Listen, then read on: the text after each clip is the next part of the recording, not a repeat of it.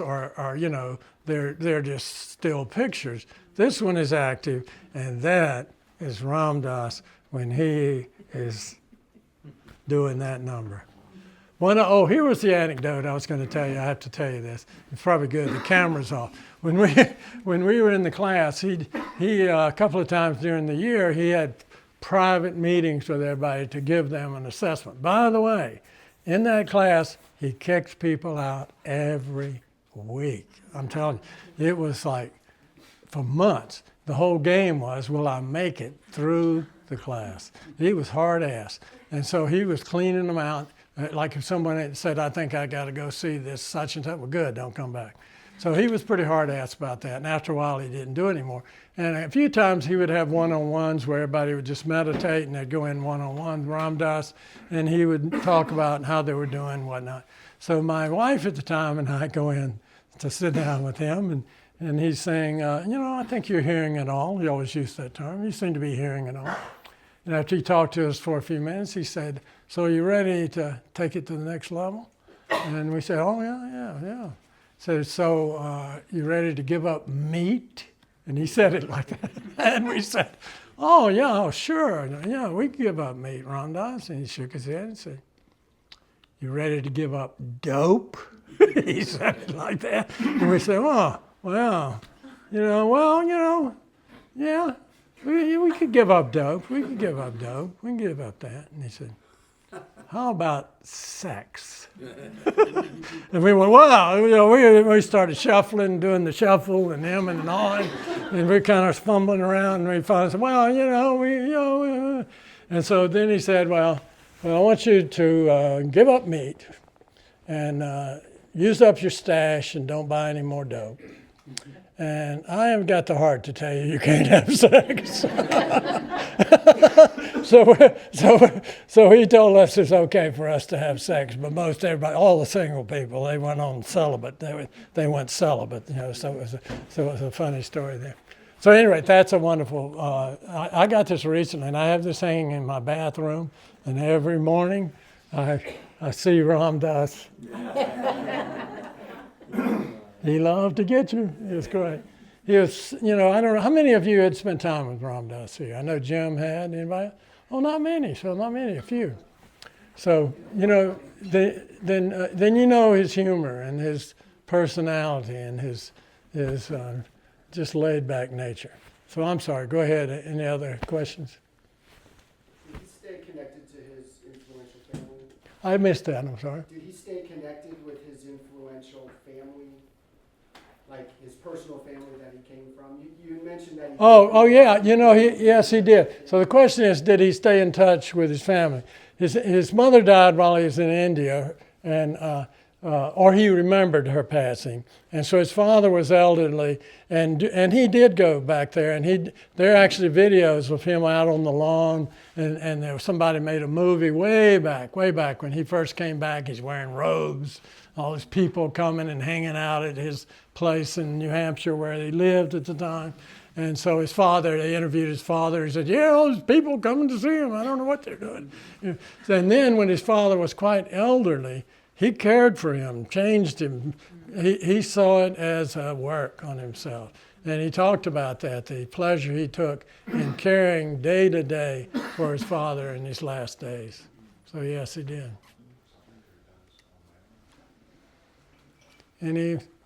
Jim? I was surprised to learn when he had his stroke that he had no money. He had no money when he had his stroke. It was found that he had a stroke and he couldn't teach anymore, couldn't get any donations or anything. So it was discovered that he had given everything away.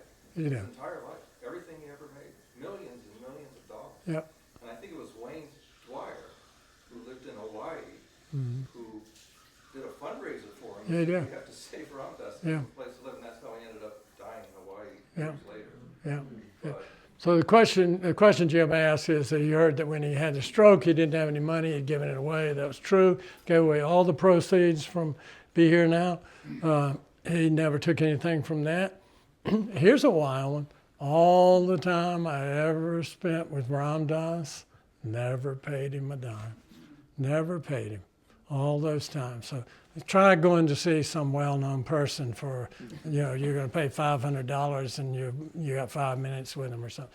No, never charge me any money. And he got rid of he told the whole story. He got rid of all his personal memorabilia. And he told about it. He got rid of the pictures. He got rid of this. And he loved to tell these stories on himself like that because he was being so righteous. He got rid of it all. He said, but we videoed it. He said, so there's always that one little strand where you're hanging on to one more, still holding on, still holding on with a little something. Anybody else? There. How prominent was Neem Karoli Baba in the teachings that he was sharing with those private groups and throughout the time you knew it? Good question. How important was Neem Karoli Baba, RamDass's guru? He was very prominent in it, and many of the people who were around RamDass in the class became devotees of Maharaj-ji. I was never attracted to any guru, not him or anyone else, but most of the people were. And so some of the people even went to India. And so his teachings were coming through that lineage. Hanuman, the perfect service, right? He represented the breath of God, this perfect service, one breath away from God. So yeah, that was his lineage, Hanuman. So that was Neem Karoli Baba's lineage. So it was very much a part of who he was, but he wasn't teaching Maharaj. He was not teaching any method. This is a perfect question because he did not teach a method. That's very separating if you think about it. Who else you go see is not telling you about the method? Uh-oh, I think my phone's ringing. I'm sorry. Can you shut it? I'm sorry. I don't have. Oh my God.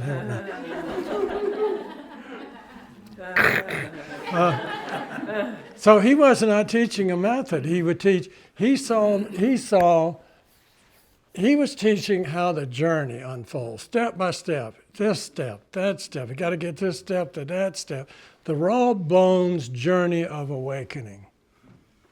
That's really important to learn around. That's what he's teaching. And anything that worked on that journey is okay. It's fair game. And so any of the things you use are methods. The method of meditation, the method of belief systems. A guru, religion, yoga, meditation, psychedelic, all methods. And he said, number one, he would say, in order for a method to work, you have to surrender into the method. You can't observe the method. You have to surrender into the method for the method to do its work on you. Number two, all methods are traps. Ooh, can you hear that? He would say that, and he would say that all methods have something within them that at some point rejects you from the method. You move on. And this is really an important part I actually missed. He would say, once you've caught the rabbit, you don't need the snare. Once you cross the river, you don't need the boat. If you're already in Detroit, you don't need the bus to get to Detroit. So it's okay to let go of methods, even though you're devoted to them. They're the finger pointing at the moon. They're not the moon. And a lot of people think the finger is the goal. And he was very big on letting it go, but it's not rejecting it, it's letting it go. You observe it, and it just has less and less hold on you. And rather than feel guilty that you're not doing the method anymore, you're moving on from it. Honor it, bless it, and move on. I have in my pocket, here, where's my pocket? Does this thing have a pocket? Okay. Hell, I can't find the pocket. Oh, here it is. So, it's in this pocket. In the Christmas of 1977, everybody lined up in the class, and RamDass blessed these little brass Hanuman statues that he blessed and gave it to us as a gift.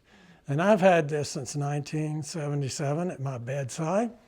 And since I remembered him saying if it no longer has juice, so I wasn't going to do that. So when I went to Maui, I took this with me and said, RamDass, remember this? Do you mind, juicing it up a bit? So he took it home, and he was very moved by it. He remembered, he was very moved by it. So I got this rebooted. So it's back. It's like a whole new thing. So it's got total new juice. So I've got it by my bedside. So thank you for that question. Any others? I had forgotten this, but I remembered that he was here in Asheville. Mm-hmm, sure. Probably, I'm guessing maybe in the 80s. I wasn't here, so I don't know. And so I went to it, and he was kind of new to me. I may have heard of him, but I remember when he came out on stage, there was nobody introducing him. He just walks out and he sits down, and he clears his throat and he moves, and he's like 15 minutes, no sound, no nothing. And people were just kind of waiting, and then he started talking. And two things I remember of what he said is one person asked him, he said, you used to be Richard Alpert, and now you're RamDass, and you used to talk about these things. So would you say that you are no longer the balding, middle-aged, neurotic Jew that you defined yourself as Richard Alpert, or are you all RamDass? And he said, oh, I'm still both. And he says, the difference is I just don't give as much time and energy to Richard Alpert. Right. That's one thing I remember. The Yeah. other thing is somebody said, with all the spiritual work that you do and you've done, are you now a vegetarian? Are you kind of pushing vegetarianism? And he stopped and he thought about it. He says, well, it depends on what you want to do. He said there are times that having no meat will help you energetically, and went on with that. And then he said, and there are other times that you really need the protein of the meat and whatever. And I swear I remember he pulled out a piece of chicken and started gnawing it. Yeah, that's a really good point, because it was really big on not getting hung up on. He would call it busy. He had these great terms. He's busy being spiritual. Or someone that couldn't keep their shit together, he would say they were a sloppy player. And he had these terms. And so yeah, he was really big on not getting so serious that you're on this. So, and he would say people were busy doing this or that. He's busy doing one thing or another. So yeah, that was true. And he would say in regards to food that you put out your begging bowl. And I guarantee you, if RamDass comes to eat at your house, he's going to eat whatever you serve. He's not telling you that he doesn't eat this or he eats what is served. And that has always stuck with me. I would never, tell somebody, maybe if I'm a vegetarian, I just wouldn't eat the meat, or I would, do something, but he would eat whatever was served. He called it, you put out your begging bowl. The traveling sadhus in India, they put out, they don't say, is that vegetarian? Did you, is that seed organic? They put out their begging bowl. Anybody else? Yeah, in all of your conversations, whether personal or hearing him talk, in his reflections or his thoughts, did he directly connect that with an issue of the day? I missed that. Could you just say it did? In all of your conversations, Right. either personal or hearing him talk to all the different people all these years, did you ever hear him directly connect his thoughts or reflections with an issue of the day? Oh, absolutely. Oh, yeah. Particularly when we were in class. I mean, I remember Jerry Brown was running for some office in California, and he called RamDass and wanted him to come to see him. He told us this story, and he wouldn't go. So Jerry Brown came to his motel.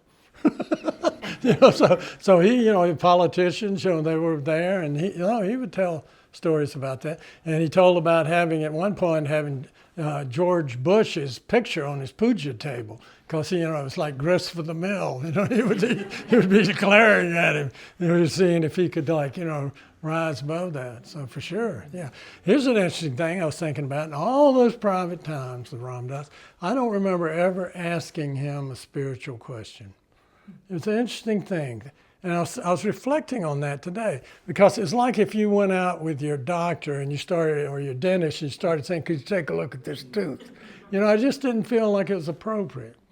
And so we would talk, I might tell him about something that's going on with me, but I wouldn't ask him any spiritual questions or anything. We would just talk about what he was doing, what I was doing. And I never asked him a lot of, I'm sure I asked him general questions, what he's doing, but not any spiritual questions. It just didn't seem like it was, you know. I mean, he was still my teacher, but we were interacting more as friends when we were together. Has he ever visited you in your dreams? I never remember my dreams. So he may have, but I didn't pick up on it. He certainly comes to my mind a lot, yeah, for sure. I wish, but he is not. I wish he had. Yeah. In the movie Fierce Grace, which I really enjoyed, he kind of indicated that he felt like he failed the test at the time of the stroke, that he freaked out. And did he ever talk with you about that? Yeah. I heard him talk about that. And what he said was, when he had the stroke, she's saying, did he talk about the stroke and that he kind of freaked out? The way he described it was, when he was going to the hospital, he didn't have a spiritual thought in his head. And all he saw was some pipes up on the ceiling.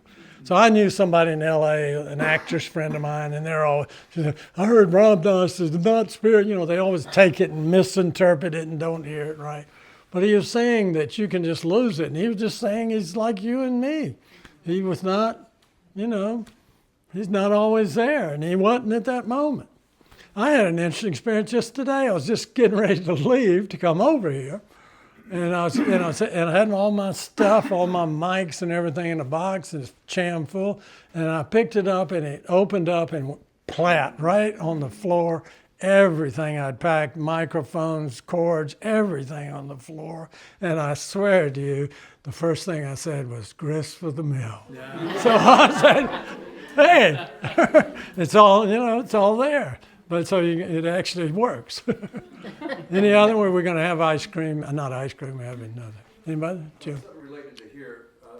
Were you ever around him when he attended a death? I did not, but he talked a lot about it. He was involved with the very first in Santa Fe. He was a part of founding one of the first conscious caring for the dying in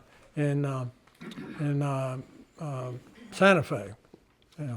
Yeah, that's what Walking Each Other Home, that book, talks about his experiences with attending deaths.